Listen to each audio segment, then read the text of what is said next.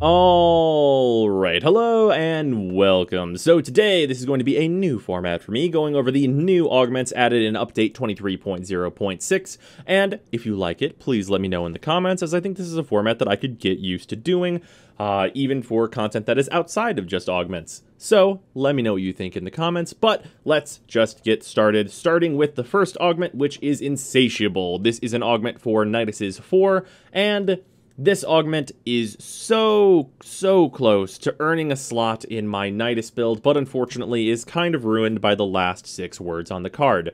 That being said, let's read it out. Nidus has a 60% chance of generating an additional mutation stack whenever he gains one, while standing in the Ravenous Infestation. So unfortunately, Ravenous is small. It has an unmoddable range, meaning it's going to be small no matter what.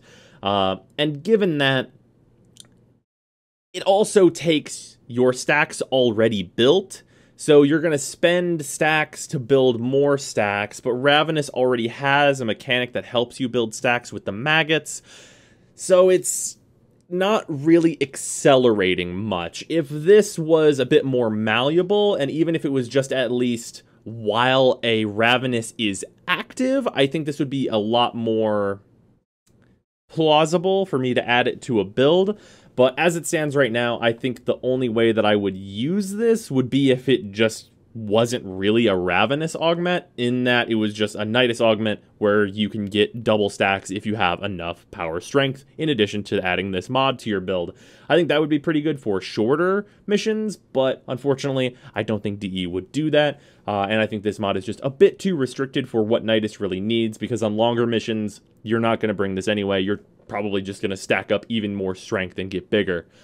Regardless, let's move on to the next augment, which is Partitioned Mallet. So Partitioned Mallet, I expected to test and be like, this is fucking broken, because Mallet is an incredible ability, and we're all very much aware of that. But it turns out that I just don't think the situation for Partitioned Mallet is going to come up very often. This allows for 2 simultaneous mallets, each with 50% reduced range. And that's fine, it works. Mallet is still incredible, and having 2 of them with half range is fine for defending multiple points, but there's just not enough situations where you do defend multiple points. You could use this in something like Interception, and that's about it. That's kind of where the use cases for this thing run out, and I think there are a number of Warframes that are actually better at Interception than Octavia, albeit she's not exactly bad there, especially when you do add this augment to her. With that, I think it's kind of neither here nor there, but could potentially get much more useful as new things are added to the game, where, hey, a game mode could very much call for this, and it could be a thing that all Octavias just run in case they happen to be in that scenario. Anyway, moving on, we have Warding Thurible. So Warding Thurible is so unfortunate because you could make this this mod could represent a play style, a whole new way to play Harrow if you just moved 3 words. Unfortunately, they're in the wrong place. So this will allow you, with your Thurible, allies in range take 40% less damage while channeling Thurible, and grant 0.5 additional energy charge whenever damaged while you're channeling. So this is unfortunate in that while you're channeling Thurible, that's not something that should really take a particularly long time. Like, that costs a lot of energy to be charging, and you kind of want it to be over so you can start generating energy. So if this augment instead said, allies in range take 40% less damage, and grant 0.5 additional energy charge whenever damaged while channeling Thurible, this augment would probably be absolutely incredible. You could even move the percentile that this starts at, because it is moddable by power strength, down to 30%, and it would be amazing. It would be a brand new way to play Harrow, because you could play as a kind of like tanky, more paladin-like Warframe, where you use this, charge it up a bit, get that energy regeneration, get damage reduction for yourself mainly, but also your teammates who are close to you.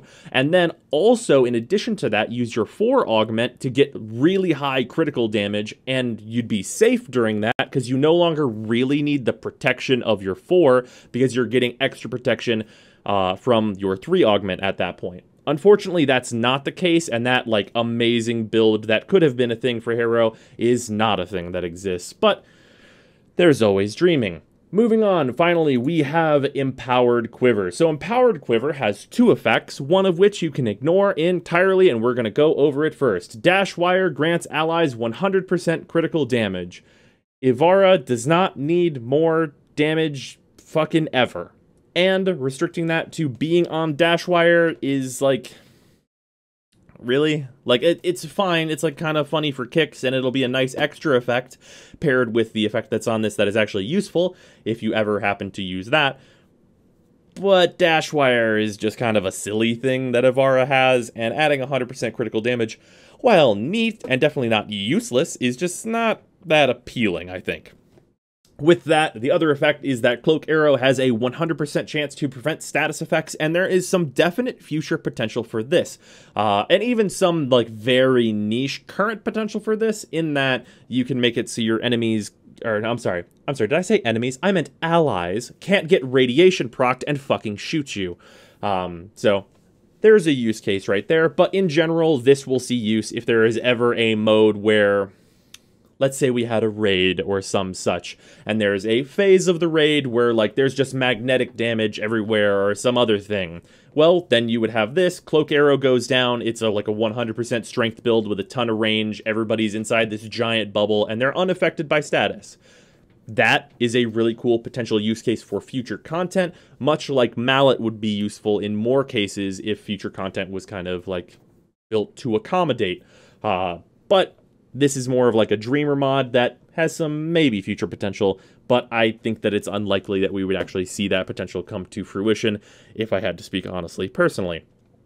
That being said, I do think this batch of augments is pretty good overall. Like, there's a lot of potential here, and while I don't think they'll change Thurible to the Dream, there's always the hope, right? There's always that hope to have that happen. There's at least my hope, minimum. And, like, you know, Insatiable's not an awful mod. It's definitely got its place for certain players, I think. Anyway, that has been this video, I suppose. If you enjoyed it, again, please let me know in the comments, and I will see you all tomorrow.